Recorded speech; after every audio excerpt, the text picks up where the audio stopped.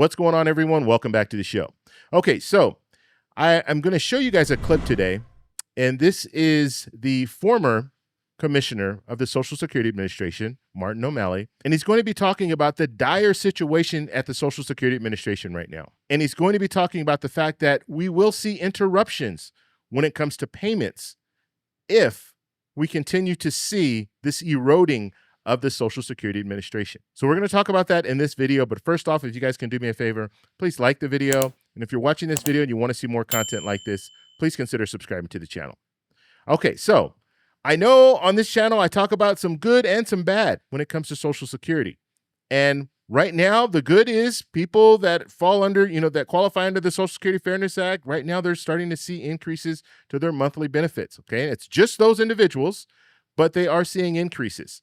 There's talk of the elimination of taxes for people receiving Social Security benefits. That's going to be able to help even more Social Security beneficiaries. But there's also some bad.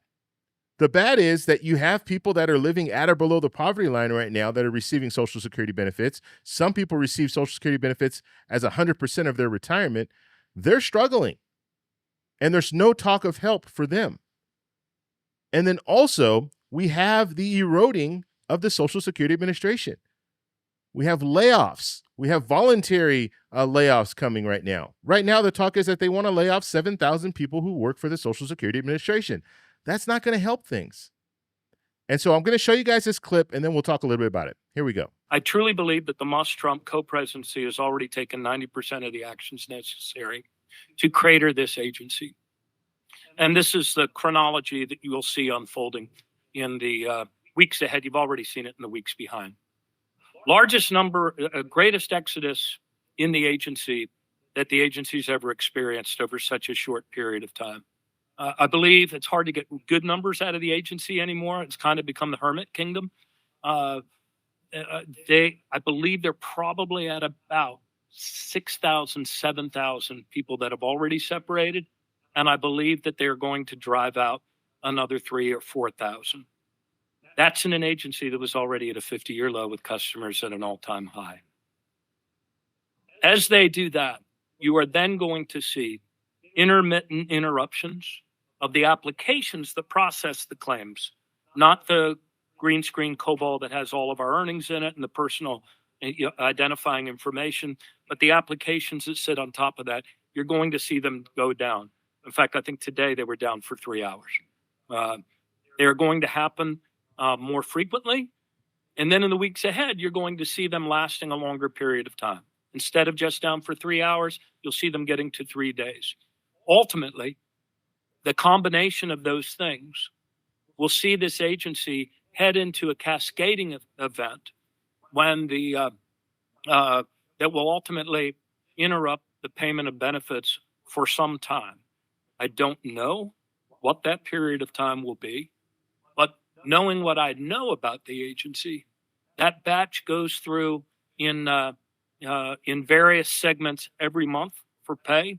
And I truly believe that for the first time in 90 years, those benefits are going to be interrupted for some time. Okay, so that was Martin O'Malley trying to sound the alarm when it comes to Social Security, and he believes that there could be some interruptions as a result of what we're seeing going on in the Social Security Administration right now. He was giving us a chronological time frame, basically saying, look, they've laid off about 6,000 to 7,000 currently, and they want to drive to lay off another 3,000 to 4,000.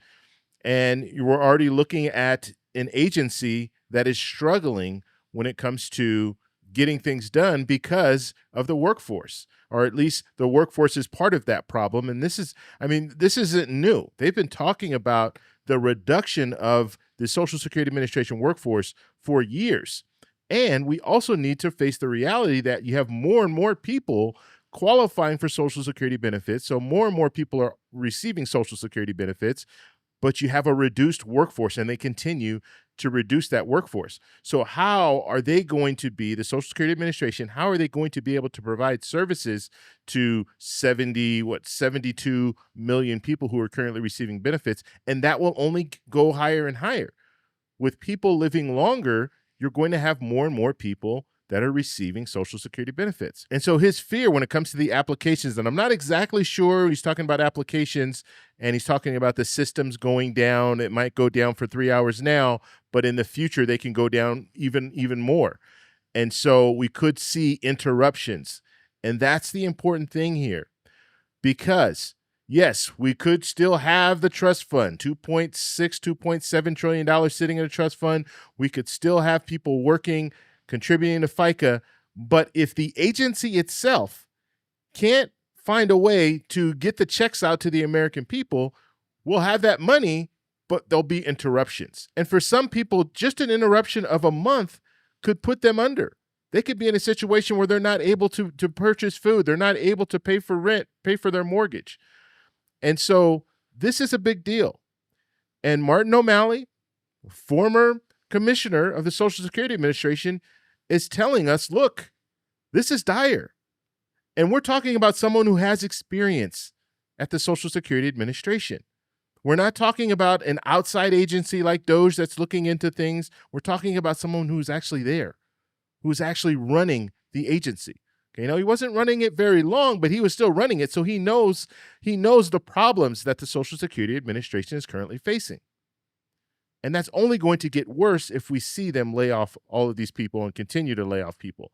So my hope is that we will see some positive news coming out when it comes to Social Security. Now, we do have an acting commissioner right now, and we'll have the new commissioner coming in very soon as he gets approved by the Senate.